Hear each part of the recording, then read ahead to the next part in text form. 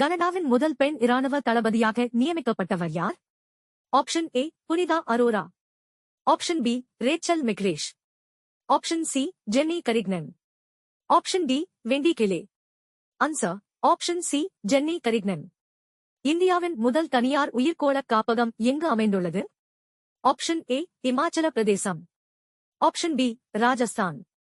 Option C Ladakh. Option D Uttarakhand.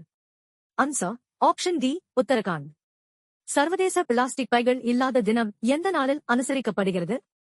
Option A July 1. Option B July 2. Option C July 3. Option D July 4. Answer option C July 3. மகளிர் இடஒதுக்கீடு சட்டம் எந்த ஆண்டு அமலுக்கு வருகிறது? Option A 2025.